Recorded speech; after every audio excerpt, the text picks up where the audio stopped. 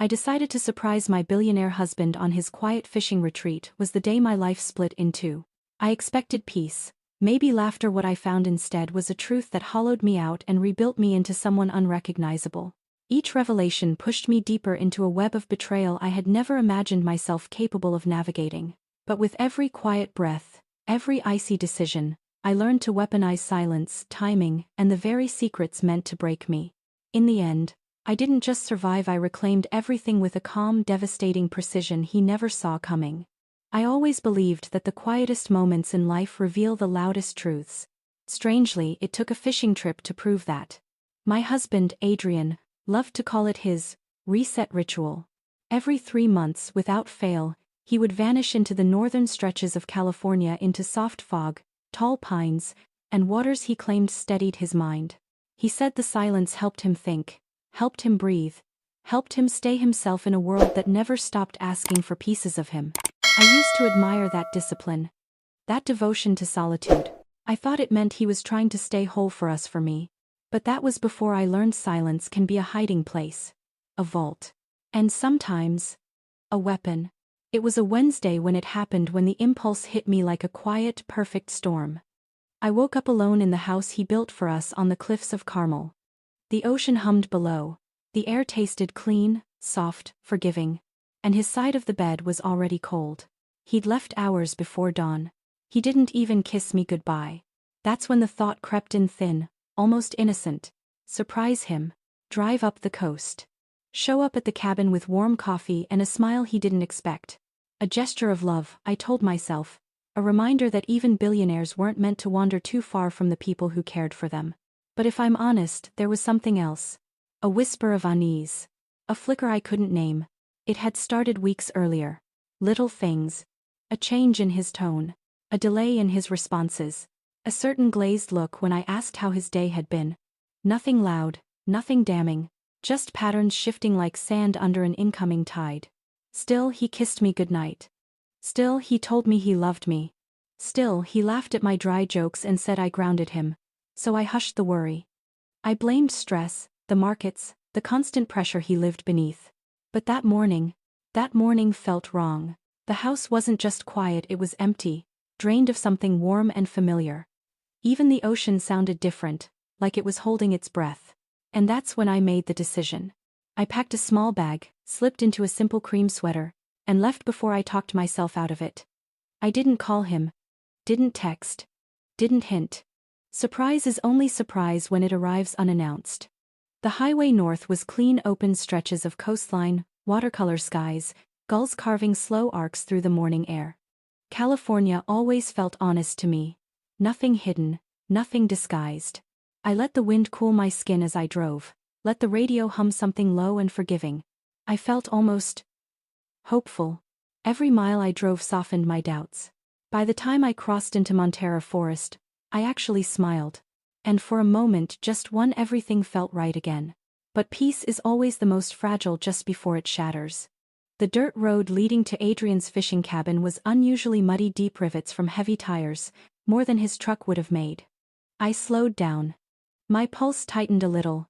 It wasn't enough to alarm me, just enough to make me sit up straighter. Maybe the groundskeeper had been through. Maybe wildlife crews. Maybe.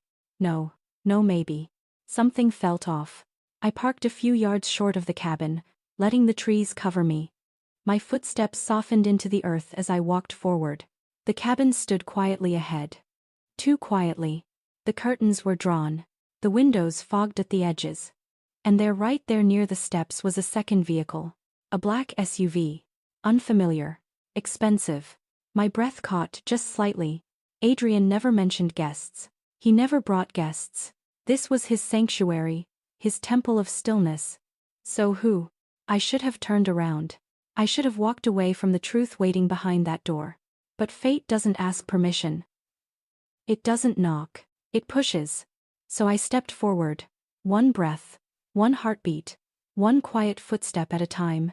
The first thing I noticed was the sound. Not laughter. Not voices. Just movement. Soft rustling. Too soft for work.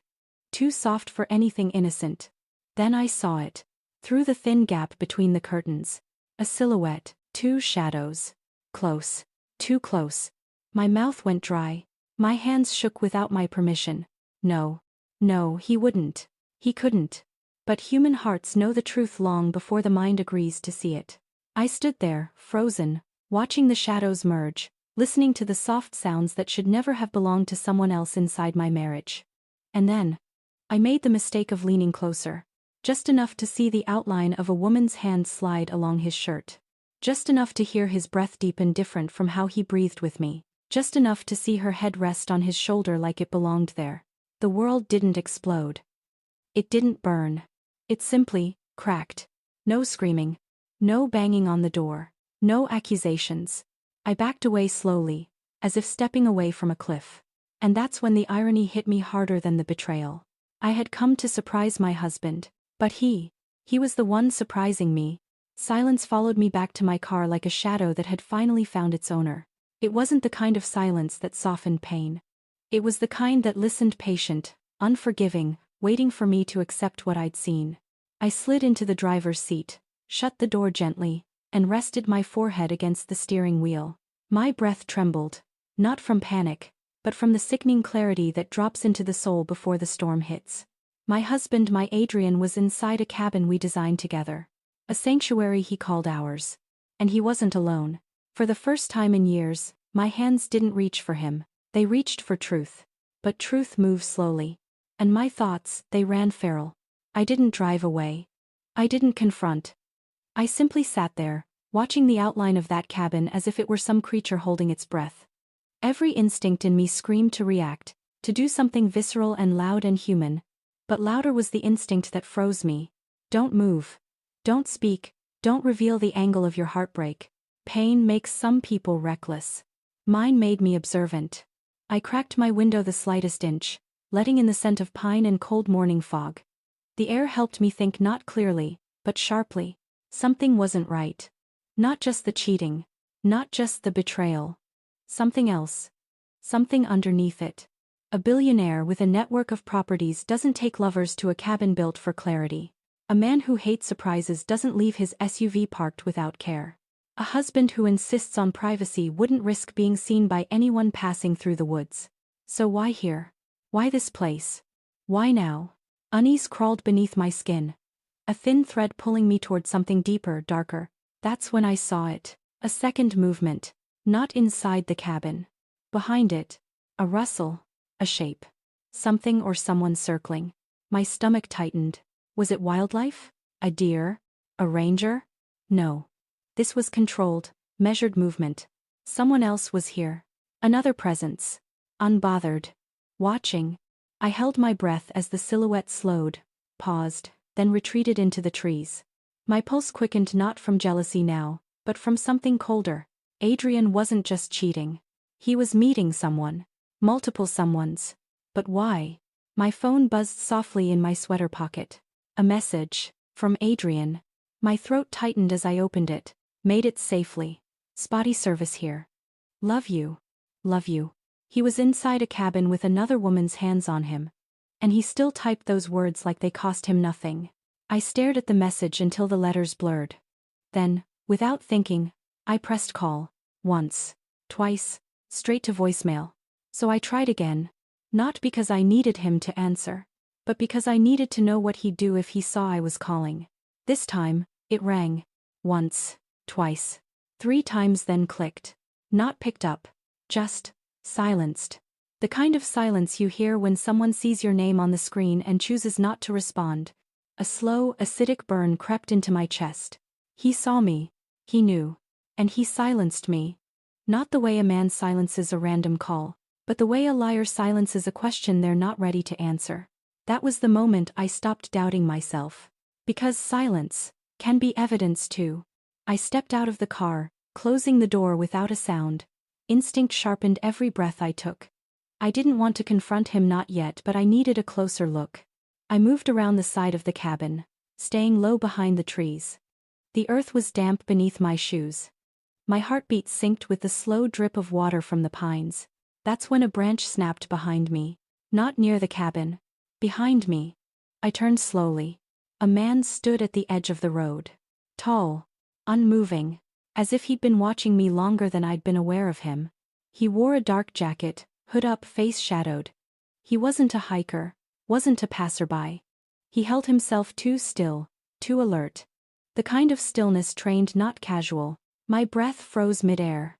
His gaze flicked from me to the cabin, then back to me. No words, no expression, just an unspoken understanding passed between strangers who know too much too quickly. You shouldn't be here. I didn't look away. I couldn't. Seconds stretched. The forest seemed to lean closer. Then, without warning, he turned and walked into the trees as silently as he'd appeared. Gone. Swallowed by the woods. I stared after him, my thoughts spiraling. If he was with Adrian, why didn't he approach me? If he wasn't, why watch the cabin? Either answer led to danger. For the first time, the betrayal didn't scare me. The unknown did. I returned to my car, but I didn't start it. I simply sat in the driver's seat, staring through the windshield, every nerve awake. Inside the cabin, the silhouettes had disappeared. The curtains hung still. But something told me the real story wasn't happening behind that window. It was happening behind the lies. Behind the secrecy. Behind the unnecessary SUV.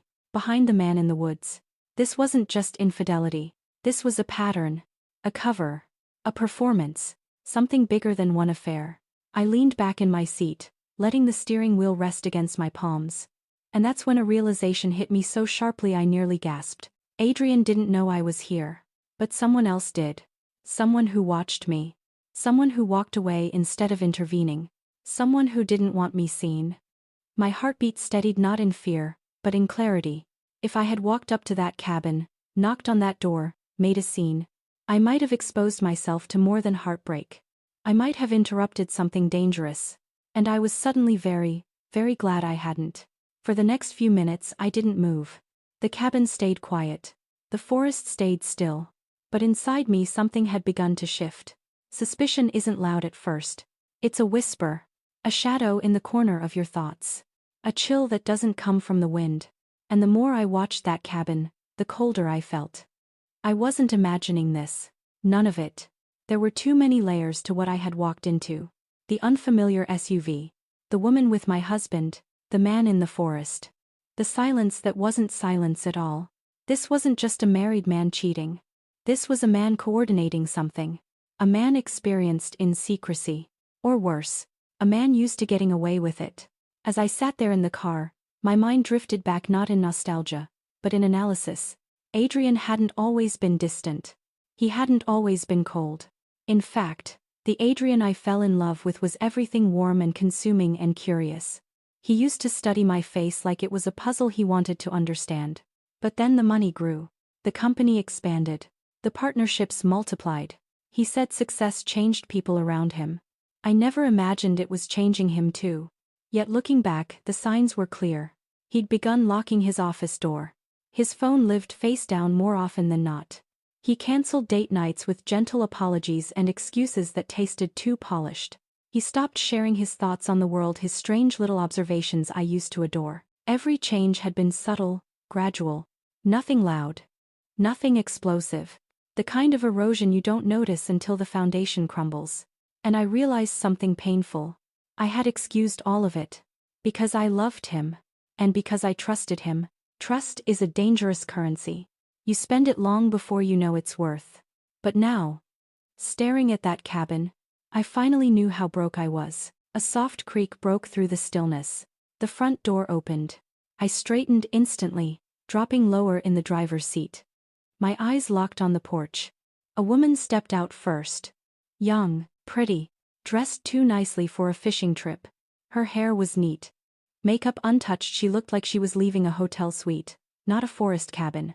She wrapped a scarf around her neck and glanced around cautiously, her gaze sweeping the trees. For a moment, just a breath, I thought her eyes caught mine. But she looked away too quickly for it to be real.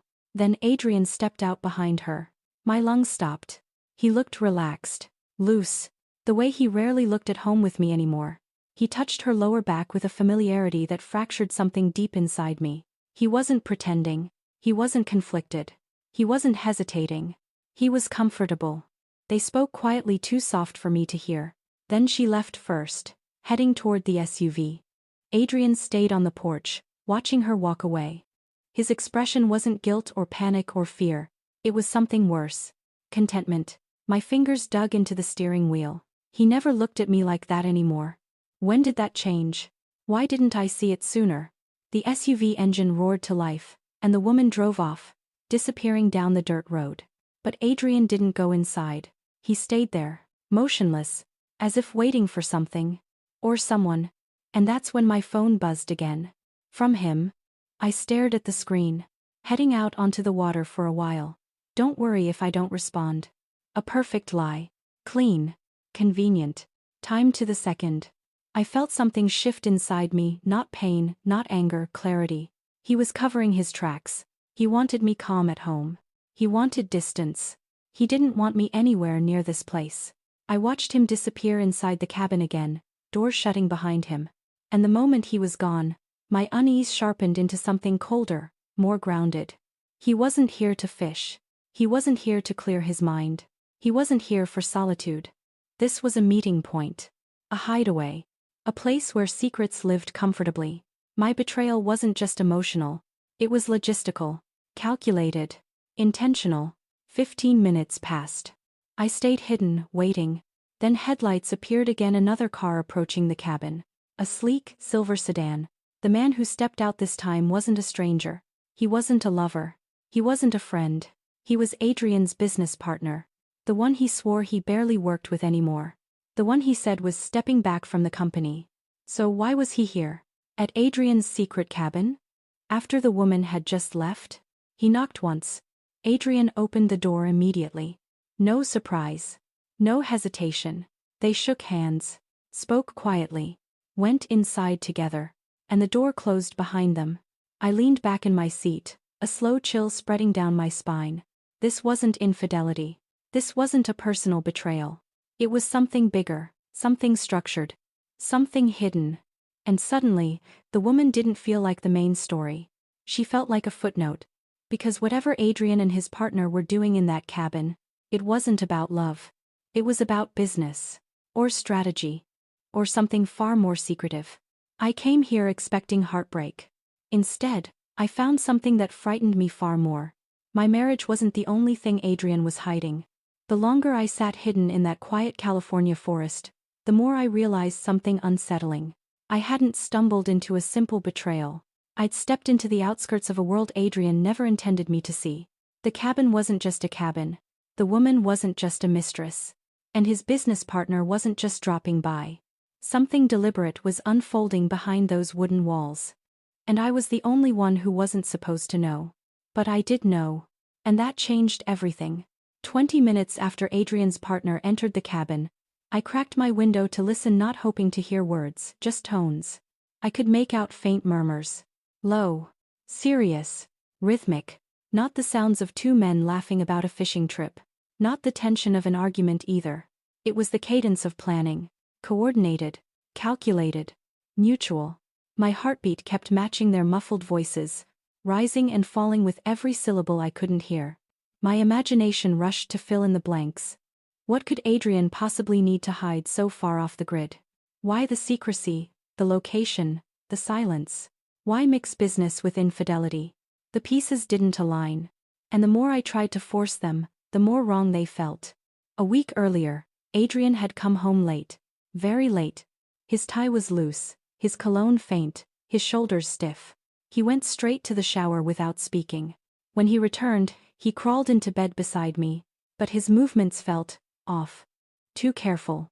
Too controlled. As if he wanted me half asleep, unable to ask questions. I remember asking, "Long night?" He kissed my forehead and whispered, "Just work." Back then, it felt like a tired routine. Now, sitting in my car outside a secret cabin he swore didn't exist, surrounded by strangers who moved through the woods like ghosts. Now it felt like a red flag I'd ignored. Not because I was naive, but because I loved him enough to give him the benefit of the doubt. How foolish that seems in hindsight. Because as I replayed that moment, another car appeared. This one was unfamiliar too. A dark SUV with tinted windows. The vehicle stopped beside Adrian's partner's sedan. The engine stayed on for a full minute before the driver finally stepped out. He looked Older. Weathered. Expensively dressed in a way that screamed influence, not style. He didn't knock. He didn't hesitate. He walked straight in, the door opening before he even reached it. Someone inside knew he was coming, which meant Adrian and his partner weren't alone. They were expecting guests. I sat up straighter, pulse quickening. Business partner. Mystery woman. Forest man. Now, this older, powerful stranger. This wasn't a private retreat. This was a gathering. A planned one. And I wasn't supposed to witness any of it. I pulled out my phone again. And when I opened my messages, something clicked. I had texted Adrian earlier that morning. Do you need anything from town before your trip? His reply had taken 23 minutes. 23. Not a number that means much alone. But 23 minutes is exactly the drive time between our home and the nearest trailhead leading to this property. Meaning, he hadn't replied from his office or the road. He replied from here. With the woman. With his partner. With whoever else was arriving. He had been here longer than he said. Much longer. He lied about when he left. He lied about his destination. He lied about who he was with. And he lied so smoothly, so effortlessly that I never suspected a thing. My stomach nodded. This wasn't a spontaneous affair. This wasn't an impulsive business trip. Adrian had been building this secret life piece by piece, wall by wall, lie by lie. And I had trusted every brick. Property records flooded my memory. I had seen the deed once, years ago, when we first bought the land. It wasn't under Adrian's name. It was under a shell company. Back then, he brushed it off. It's for privacy. Every wealthy guy does it. I didn't question it because it seemed harmless. Now I understood. This place wasn't built for us. It was built for operations. For meetings. For secrecy. For affairs. For business that needed to stay invisible. I was married to a man I didn't fully know. A man who compartmentalized pieces of himself so effectively that even I, his wife, only knew one version of him. The public husband. The polished billionaire. The man with perfect posture and carefully chosen words. But the real Adrian? The one inside that cabin?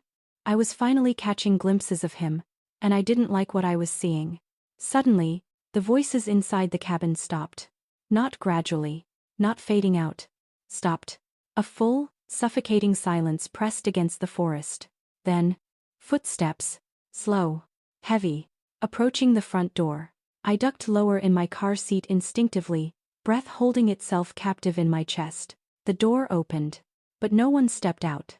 Someone was standing in the doorway, looking out into the forest, listening. A slow shiver crawled up my spine. Did they hear something? Sense something? See something? My heartbeat thundered in my ears. Then, the figure retreated. The door shut again. The cabin returned to its stillness, but I had seen enough. They were alert. Suspicious. Aware of their surroundings. Whatever was happening inside wasn't casual. It wasn't friendly. It wasn't safe. And more than ever, I realized, I couldn't leave. I needed to know the truth. But if I made one wrong move, one crack of a branch, one glint of sunlight on my windshield, they would know someone was watching. And something told me they would not respond gently. I never imagined I'd fear the man I married. I didn't move for the next hour. I didn't breathe more than necessary. I simply watched and waited. The forest around Adrian's cabin felt different now, like it had shifted, become heavier, sharper. Every leaf, every branch seemed to whisper secrets I wasn't meant to hear. And then it happened. The cabin door opened again. Adrian stepped out alone this time. His posture was casual, unguarded. He held a file in one hand and a tablet in the other. He looked at the forest, seemingly unaware or pretending to be that I existed. Then the phone rang. I froze. He answered, voice low, calm, professional. But the words shattered the illusion I'd been clinging to. Yes, it's ready. Everything is in place. No mistakes this time. Make sure she doesn't find out. She? I had thought the woman was just a fleeting affair, a lie born of passion or loneliness. But this? This was planned. Not just infidelity. Not just betrayal. It was orchestrated, deliberate, premeditated. My hands gripped the steering wheel so tightly it left imprints in my palms. He ended the call, slipping the tablet under his arm, and I noticed something else, a small envelope left on the cabin table. addressed in his neat handwriting. For her eyes only. Do not let Clara see this. And that's when it all clicked. The woman, the partner, the SUV, the forest, all of it was designed to hide something monumental. Something beyond affairs. Something beyond business. Something that involved me indirectly. Something that had the power to destroy me if I discovered it too soon. I had to see what was inside that envelope. I had to. But stepping closer meant risking exposure. And I wasn't ready for confrontation. Yet. Minutes passed. I inched forward behind the trees, careful, calculated. My heart was steady now, not from calm but from focus. I glimpsed the envelope again. The handwriting, familiar, intimate, was enough to make my stomach twist. He had labeled it specifically for someone, not me, not his wife. Inside was a contract. Not business, not legal, personal. The type of document you sign when loyalty, power, and secrecy are currency. And my name appeared. Not in bold, not in threat, but buried in the fine print, almost invisible. Clara cannot interfere. Must remain unaware. If discovered, deal is void. I wasn't just a betrayed wife. I was collateral. I watched Adrian leave the porch and approach the forest's edge. He stopped to speak quietly with the older man, the one who had arrived in the sleek SUV. Their conversation was muted but precise. They exchanged papers, pointed at the cabin, and I realized the woman had returned. She stepped from the shadows, carrying something, a small device, almost like a security key or data drive. Adrian handed her the tablet. They exchanged a look. Agreement, confidence, and secrecy. Every instinct screamed at me. This wasn't just infidelity. This was a network of secrets. A calculated operation. And I had stumbled into it. It wasn't a question anymore whether I could trust him. It was a question of survival. And the betrayal wasn't only personal, it was systemic. Everything I thought I knew about my life with Adrian, the trust, the love, the truth, had been a carefully constructed illusion. Then I saw her notice me. Just for a second. And her expression changed. Recognition, alarm, the kind of recognition that makes you realize you are now in play. From my hidden vantage point, I could see the pieces finally forming a shape. The woman, a courier of secrets. Adrian, orchestrator, controller, partner, executor, older man, investor, protector, authority, all converging in this secluded cabin, all operating in perfect synchrony. And me. I wasn't supposed to exist here. I wasn't supposed to know. But I did. And that fact, small, almost insignificant to them, changed everything. Because now I had leverage. Even if I didn't know it yet. I stepped back from the car and sank lower into my seat. My hands shook, not with rage, not with despair, but with comprehension. For the first time in years, I felt truly powerless. I realized my marriage wasn't just broken. It had been a stage for deception. A theater where I was both audience and unwitting player. And the bitterest part? He never looked at me the way he looked at her. He never included me in his secrets. He never truly valued me as the equal in this life we had built together. All of it, the smiles, the late-night kisses, the careful reassurances, were performances. I wanted to scream. I wanted to run. I wanted to burn everything. But instead, I stayed. Because I knew. This was only the beginning. I didn't leave the car for hours. I just sat there, frozen behind the trees, letting the forest absorb my shock while my mind raced through every memory, every word, every lie I had ever trusted.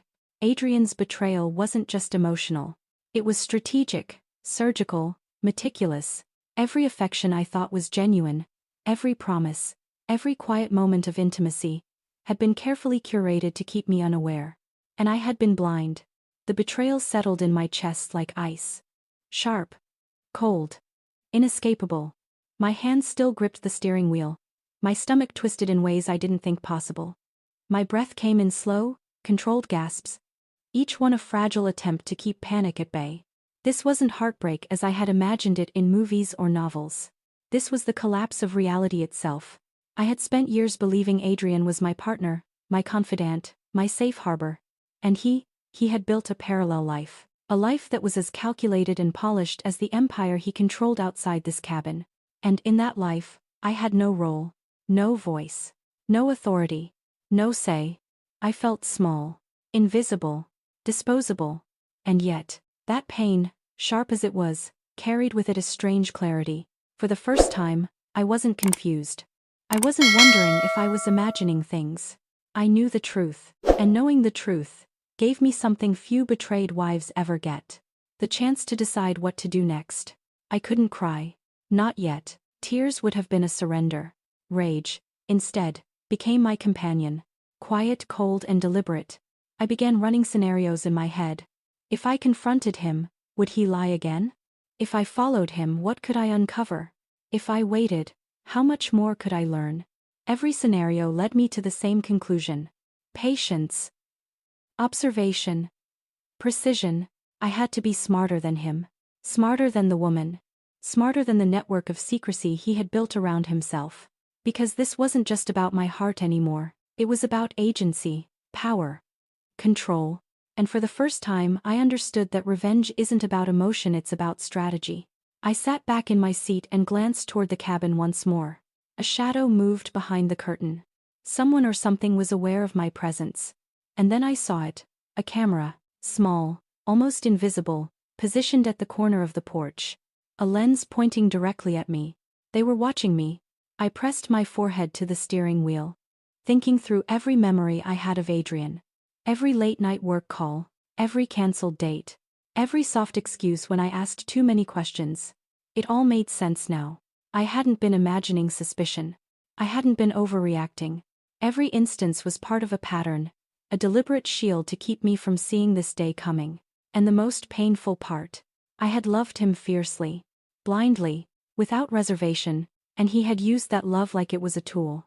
By late afternoon, the sun dipped lower into the forest, painting golden streaks across the trees. I stepped out of the car, not to approach the cabin, not yet. Just to breathe. Just to feel the wind on my face. And in that moment, I made a vow, not loud, not dramatic. Just quiet, calculated. I will not be powerless. I will not be erased. And I will make him pay. But I would do it silently, cleverly, and with a patience he never imagined I had. Because revenge, like betrayal, is most dangerous when it is unseen. And then, as I turned back toward the car, I noticed another SUV slowly approaching from the dirt road. Its driver's window was down, revealing the face of someone I didn't recognize but who definitely knew Adrian. My pulse surged. This was no longer about betrayal alone. This was about survival. I didn't leave the forest that evening. I couldn't. By the time the sun sank behind the hills, painting long shadows across the cabin, I realized something essential. I wasn't just a victim. I was a witness. And witnesses can be dangerous. Every moment I had spent hiding, watching, listening, had given me more than heartbreak. It had given me knowledge. And knowledge, I knew, was power. I returned to my car. Keeping low in the shadows, I pulled out my phone and began documenting everything. The woman's arrival, appearance, and departure. Adrian's interactions with her and his business partner. The arrival of the older man and the exchange of documents. The envelope labeled "for her eyes only." The camera trained on my position. Everything mattered. Every small detail. Every subtle motion. Every timing discrepancy. I realized I needed a map. A plan. And above all, information. I remembered the envelope inside the cabin. It wasn't meant for me. But the possibility that it contained evidence of his larger secrets became irresistible. I needed access. I needed leverage. I had no clear plan yet, but one thing was obvious. Adrian's empire was compartmentalized, and that compartmentalization was my opening. If I could uncover just enough of his secrets, just enough to expose the pattern, I could turn his own strategy against him. And I realized, revenge isn't about emotion. It's about understanding the battlefield. It's about timing. It's about patience. I spotted a shadow near the edge of the cabin, the woman, returning unexpectedly, moving toward the SUV with another package. This was my chance. I didn't follow immediately. I stayed hidden, observing. From my vantage point, I began sketching the cabin layout in my mind. Front porch, main door, windows, side entrance, possible camera positions, escape routes and blind spots. Every detail mattered. Every subtlety could be used to my advantage. I realized I had been underestimated. For years, Adrian had assumed I would never see beyond the performance he had carefully curated. And yet here I was. Seeing. Calculating. Planning. The betrayal had opened a door I didn't know existed, a doorway into the parts of him he thought were untouchable. And I decided I would walk through it. I noticed movement near the SUV again, Adrian's partner approaching, tablet in hand. I had a choice: retreat, or take the first step toward uncovering the truth. I decided to wait. Silence became my ally. The forest, my cover. I watched their patterns, timing of arrivals and departures. Who interacted with whom? Who carried what into the cabin? Every small behavior revealed larger patterns. Every action hinted at secrets too dangerous to be public. And with each observation, my plan began to solidify. Hours passed. Darkness fell. Then, from the corner of my eye, I noticed it. The older man's SUV contained an external hard drive visible on the passenger seat, connected to a laptop inside. This was more than just financial or personal information. This was evidence. Proof. Control. And I realized with a cold certainty, if I could access that drive, I could control the narrative. I could expose the network. I could reclaim my power. I wasn't just planning revenge anymore. I was planning justice, on my terms. Night had fully settled over the forest, and with it came a quiet that felt heavier than the day. Every sound was amplified: the distant rustle of leaves, the crunch of gravel under tires, the occasional owl's call.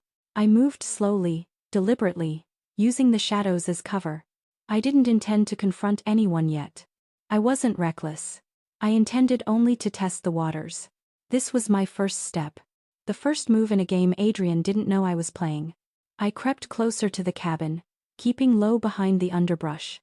From this distance I could see the main door, closed and guarded by shadows. Windows slightly ajar, thin curtains fluttering. A faint light flickering inside, probably from the tablet or laptop. I crouched, careful not to snap a twig, and observed the older man leaving his SUV. He carried the laptop inside and then returned to the car, this time driving a slow circle around the perimeter. It was a routine. Predictable. Repetitive. Perfect for observation. I noted every step, every angle, every blind spot. Then I saw the woman again, exiting the cabin with something small and white in her hands, papers perhaps, or a drive. And she froze. For a split second she looked straight at my position. I hadn't been careful enough. Had she seen me? I didn't panic. Instead I shifted slightly behind a tree, letting the darkness swallow me. And that's when I realized something crucial. Their routines had cracks. The woman left the cabin at predictable times. The older man only checked the perimeter every 20 minutes. Adrian's partner stayed mostly inside, unaware of the periphery. Every routine was a weakness. Every habit an opportunity. I didn't need access yet. I didn't need confrontation yet. I only needed to confirm what I already suspected. I was now a player in their game. And every player leaves traces. I decided on a small but deliberate act. I placed a tiny tracker under the older man's SUV, just beneath the rear wheel arch, a move subtle enough that it would go unnoticed but precise enough that it would allow me to monitor his movements. A small device. Not theft. Not sabotage. Only observation. The tracker clicked softly into place. No sound beyond the faint whisper of my hands. It was my first real strike. Small. Almost symbolic. But it shifted the balance. I had entered the field of play. Moments later, I ducked behind a cluster of pines and watched Adrian step onto the porch. He didn't look tired. He didn't look guilty. He looked like a king surveying his kingdom. And he had no idea I had already started to infiltrate it. I retreated to my car quietly, my pulse steady now. I had done nothing overt, nothing risky enough to be noticed. Yet inside me something had changed. I realized I could see without being seen. I could learn without being exposed. I could act without recklessness. For the first time since discovering his betrayal, I felt control. The heartbreak and shock had been replaced by something sharper, colder, strategic rage. I drove a few hundred feet away and parked in the shadow of a large oak, watching the cabin from a safe distance. Tonight had been a success. The first strike. The first step toward reclaiming my life. Adrian might have underestimated me, but he was about to learn. Quietly, efficiently, and irrevocably. I wasn't powerless. The night after my first small victory, I didn't sleep. Instead I watched. An observer in the shadows, learning, calculating, planning. The tracker under the older man's SUV had already begun feeding data. Patterns emerged. Arrival and departure times. Who entered and exited the cabin and when. How often the vehicles moved. I realized then that revenge wasn't a single act, it was a campaign. And campaigns require intelligence, patience, precision. By dawn, I had drawn a mental map. The cabin and its entrances, windows and camera positions, each vehicle's usual parking spot, likely routines for Adrian, the woman, and the partner. I knew the terrain. I knew their patterns. Now it was time to test the boundaries. I had to know, how far could I go before I was detected? How observant were they? How confident could I be before I made my first significant move? Testing the enemy is always dangerous but also revealing. I approached the perimeter again, keeping low in the underbrush. The older man's SUV was gone. But through the trees, I saw Adrian leaving the cabin. He didn't look around. He didn't notice me. And then he did something unexpected. He paused, turned toward the forest, and spoke softly. I know someone's watching. He wasn't talking to me, but the words sent a chill down my spine. I retreated slightly, heart steady, and watched as Adrian walked to the edge of the property. He inspected the surrounding forest, scanning carefully, almost methodically. Then, as if sensing movement or testing, he left a small device at the tree line. A sensor, perhaps, or a decoy. Every step he took was deliberate. Every placement a test of its own. I realized then that he was always 2 steps ahead. Or at least he thought he was. It was time to see how careful he really was. I placed a tiny reflective marker near one of the camera lines, just enough to see if it would be noticed. I retreated behind a tree and watched. Adrian returned to the porch. He didn't glance in that direction. Neither did the woman when she exited later. The older man came back to the SUV, checking the perimeter. No one noticed. The first test was successful. They were confident. And overconfidence is dangerous. Hours later, a new vehicle approached a sleek black sedan I hadn't seen before. The driver stepped out. A man who radiated authority, someone Adrian immediately recognized and treated with respect. I ducked lower. My pulse quickened. The circle around Adrian was growing tighter. And I had to find a way to infiltrate it without being detected. I retreated to my car to regroup. The stakes had risen. I realized. Observation alone wasn't enough. Minor tests could give information but not leverage. I needed to escalate my strategy carefully, without revealing myself. I began planning a sequence. Continue observing and mapping every movement. Gather evidence from devices, papers, or lapses in attention. Use knowledge to manipulate perception, create doubt, and gain leverage. Every action would be measured. Every step would count. I wasn't ready to strike fully. But I was ready to prepare the battlefield. It felt like a stage. A stage where every player moved with purpose. And every shadow might be hiding a truth I wasn't prepared to see. I told myself I was ready for anything. But I wasn't. Not for what came next. The older man's SUV departed again just after sunset. The woman followed half an hour later. Adrian stayed behind, alone, lit only by the flicker of warm light from inside the cabin. This was unusual. Dangerously unusual. They never left him alone at night. Not in the 3 days I'd been watching. Something had shifted. I crept toward the cabin again, silent as breath. Every footstep felt like a question. Every crack of a leaf like a held breath. When I reached the far side of the porch, I crouched beneath a window. For the first time, I dared to look inside. What I saw wasn't what I expected. Adrian sat at the table, staring at a stack of documents. Not business contracts. Not financials. Not deeds. These were personal files. My name written across one folder. My photograph clipped to the top. I leaned closer, my pulse hammering. And then, I saw another folder. Another photograph. But it wasn't the woman. Not the partner. Not the older man. It was my sister. Why did he have a file on her? I forced myself to stay calm. To breathe. To look deeper.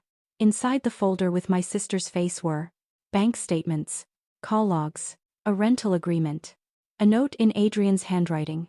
Keep distance until final transfer. Transfer? Distance? Why was my sister involved? My heart clenched. My throat tightened. Was this about me?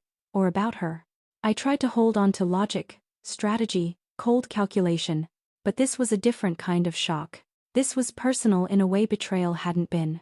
This was targeted, coordinated, planned, and I wasn't the only one in the crosshairs. I eased back from the window, trying to steady myself. But then Adrian stood, walked toward a drawer, opened it. Inside was a small velvet box. At first I thought it was jewelry, a gift for the woman. But when he opened it, I saw something else entirely. A storage drive identical to the one the older man carried. Labeled, CLA Phase 1. Not Clara, just CLA. But I knew it was meant for me. I wasn't the outsider of his plan. I was the centerpiece.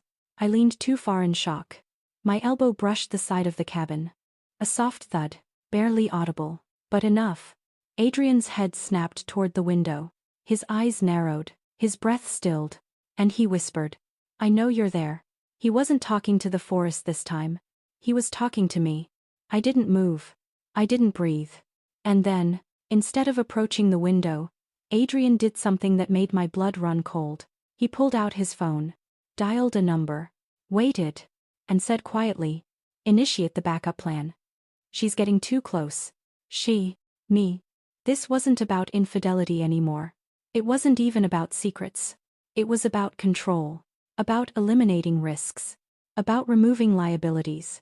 And I had just discovered I was the greatest liability of all. I retreated into the trees, moving backward without sound. Not running. Running was panic. Running was reckless. Running was weak. I walked. Slow, controlled, deliberate. A new truth had settled over me. A truth sharper than heartbreak, more dangerous than betrayal. Adrian wasn't preparing to leave me. He was preparing to use me. For what? I didn't yet know. But now I understood something vital. This was no longer just revenge. This was survival. Not because fear kept me awake. Because purpose did. For the first time since discovering Adrian's betrayal, I wasn't acting out of heartbreak or confusion. I was acting with intent. Strategic, controlled, ruthless. The revelation of the backup plan shifted everything. No longer was I an observer. I was a participant. A threat. And a force to be reckoned with. I returned to the cabin area at dawn, staying low in the forest shadows. Adrian had left early, presumably to meet the older man and the woman elsewhere. The cabin was quiet, empty, and vulnerable. I approached the side entrance cautiously, noting the cameras and sensor devices I'd already mapped. I didn't rush. I didn't force my way in. Instead, I acted as I had observed Adrian himself act. Quietly, deliberately, using timing as my weapon. Inside the cabin, I spotted the envelope again. The same one labeled for her eyes only. I reached for it and froze. Something moved behind me. Someone knew I was here. I ducked behind the table, heart steady, breath measured. The intruder, a cleaning staff member Adrian had mentioned once entered, unaware of my presence. I remained perfectly still. And as they moved across the room, I took the envelope. No confrontation, no alarm. A small victory. A symbolic strike. And the first piece of evidence I could use to unravel Adrian's empire of secrets. I slipped out the back window, unnoticed. The envelope secured. The first step executed flawlessly. Back in the forest, I examined the envelope carefully.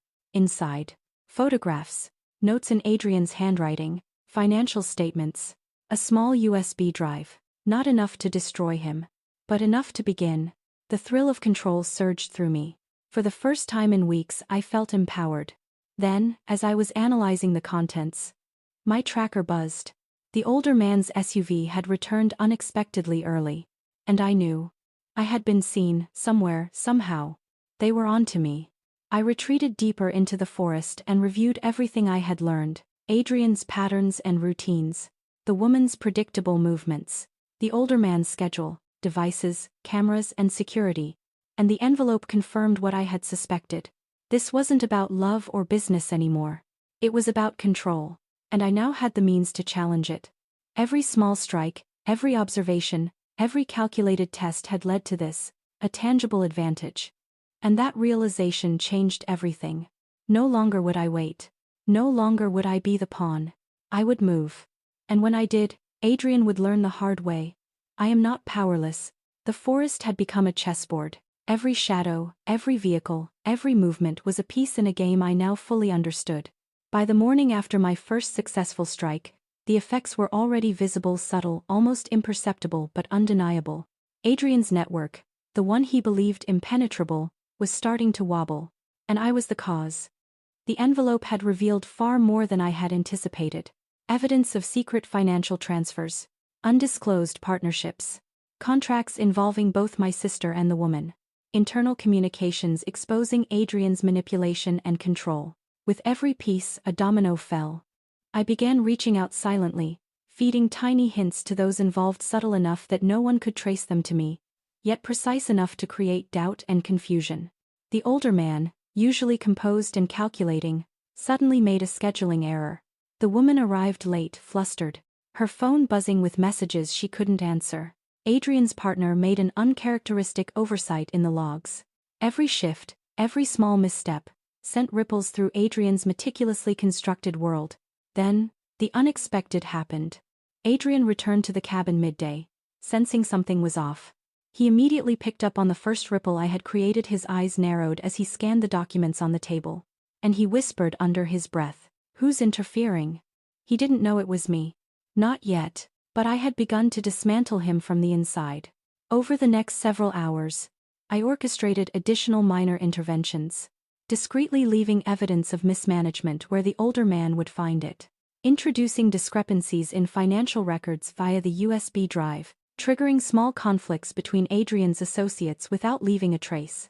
Each act was a calculated strike, silent, invisible, irreversible. By evening, the domino effect was undeniable.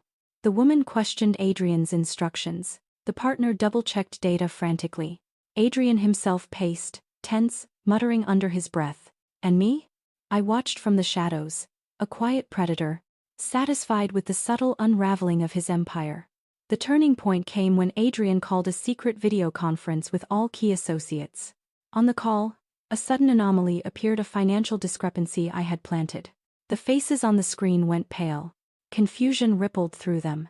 And Adrian, he froze. For the first time, he looked vulnerable. It hit me then, fully. The man who had controlled everything, every secret, every move, every truth was not invincible. He had underestimated me. He had assumed I would remain passive. And now, carefully, deliberately, I had forced chaos into his world.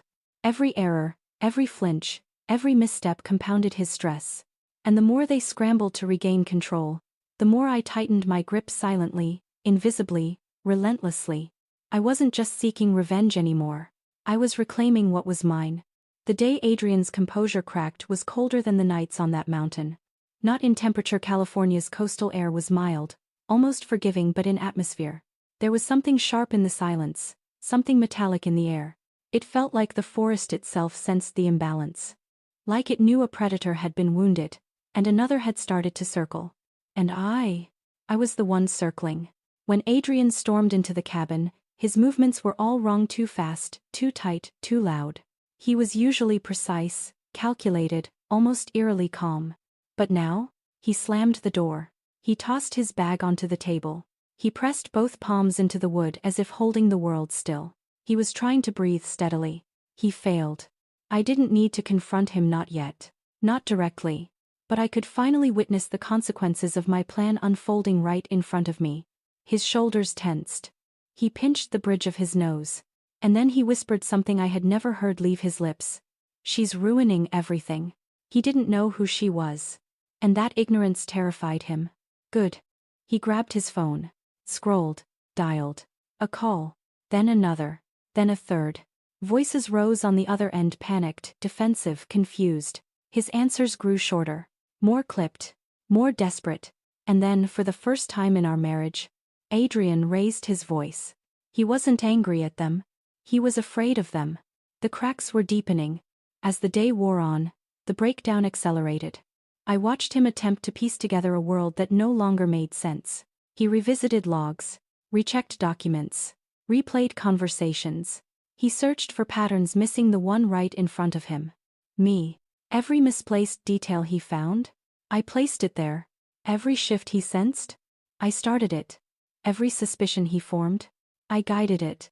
He was drowning in doubt, and I had only begun to fill the water around him. Near sunset he walked outside, pacing the gravel path. He stared into the woods like he expected someone to emerge. Someone dangerous. He wasn't wrong. When he came back, he muttered to himself again, words jagged and broken. Someone inside the circle. Who has access? Who knows the timing? Who knew where we were going? His gaze drifted around the cabin. Slowly. Suspiciously. Uneasy. His eyes brushed the locked drawer, the untouched gear bag, his jacket, my suitcase.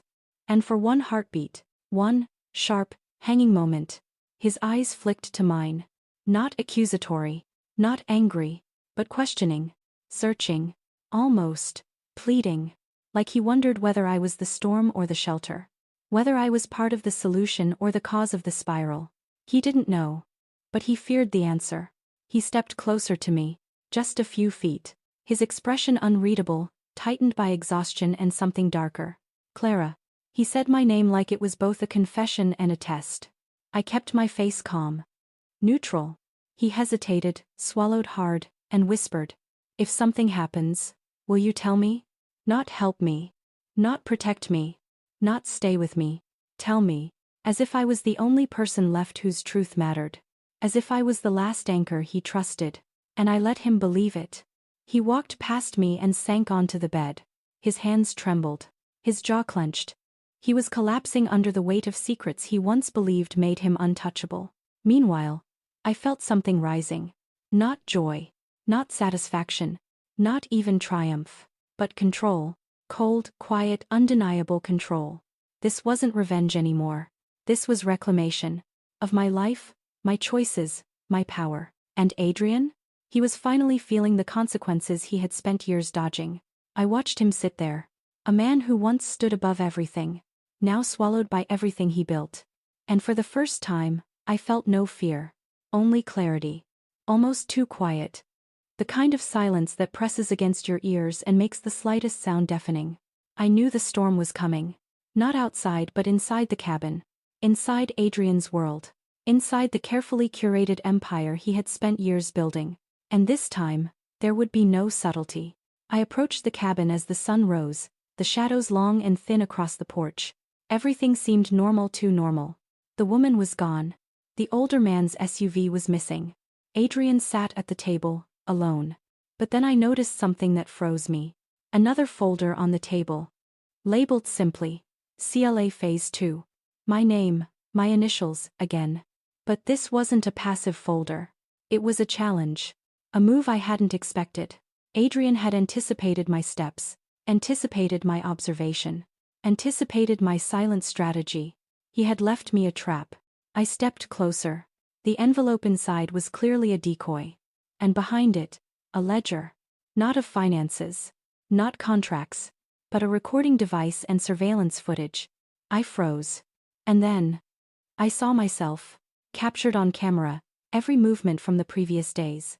My tracks, my hidden paths, my careful placements, all recorded. He had been watching me, all along. I didn't panic. I didn't run. I had expected him to underestimate me, but this? He had overestimated his control. Watching the footage, I realized something essential. I was still ahead. Yes, he knew my presence. Yes, he had set traps. Yes, he believed he could manipulate me. But he had left gaps. Gaps only someone calm, precise and fearless could exploit. And I was ready. I accessed the USB from the decoy folder, copied the footage, added my own annotations, disguised my trail. Then, I triggered a cascade, sent encrypted copies to Adrian's partners, highlighting discrepancies and evidence of manipulation, placed subtle hints for the woman and the older man that Adrian was losing control, left a message on the table for Adrian, not aggressive, not threatening, simply factual. Your game is unraveling. And I am still in control. Within hours, chaos erupted. Confusion. Fear. Miscommunication. Adrian tried to assert authority, but every move he made had already been anticipated. And I watched. Calm. Measured. Victorious. Late that night, Adrian confronted me, finally realizing the scope of what I had done. His eyes, usually so sharp, were wide with disbelief. He whispered, "How? How did you? I didn't answer. I let the silence speak. Because he already knew. And in that silence I held all the power. He had believed betrayal, deception, and surveillance could keep him untouchable. But he had overlooked one thing. My patience, my observation, my intelligence. And now, the tables were turned. He wasn't just vulnerable. He was irrelevant. For the first time in years, I didn't need him to survive. I didn't need anyone. I had regained my agency, my clarity, my life. And Adrian, he had finally met the consequences of underestimating me. The night after the confrontation settled over the cabin like a curtain, thick, unmoving, heavy with unspoken truths. And for the first time since I arrived, I wasn't the one lying awake. Adrian paced the floor, wore down the boards, muttered to himself, reviewed footage, checked his phone, tried calling associates who were suddenly unavailable.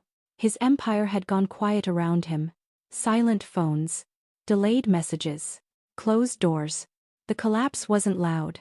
It was subtle, cold, strategic, and earned. And I had done it all without raising my voice once. By sunrise, a stillness had settled inside me. Not peace exactly, but clarity. I walked out onto the porch, breathing in the crisp California air, noticing how light everything felt. Even the trees seemed less imposing than before. I realized then that everything leading up to this moment had been preparing me for what came next. Rebuilding my power, not from Adrian's world, but from my own. I wasn't here to punish him anymore. Revenge had never been the destination. It was only the path to finding myself again. Behind me, I heard the cabin door creak open. Adrian stepped out. But he wasn't the same man I had seen yesterday. His posture was slumped. His face carried a look of resignation. Not anger, not denial, not strategic hostility. Resignation. And that was the moment I knew he had finally lost. Not because of the evidence. Not because of the unraveling. But because he understood I wasn't afraid of him anymore. That was the real shift. He didn't speak. Not at first. He stood next to me without saying a word, staring at the woods as if searching for the empire that had slipped out of his hands. I kept my breathing calm, my expression neutral. He finally said, voice barely audible, "You ruined everything." But his tone wasn't accusatory. It was tired. Like a man admitting defeat not to the world, but to himself. And strangely, I didn't feel triumphant. No surge of satisfaction. No electric thrill of victory. Only a quiet truth settling in my chest. I didn't ruin anything. You built something fragile and hid it behind power. I didn't say it aloud. I didn't need to.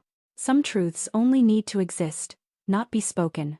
After a moment, I walked back inside. Not as his wife.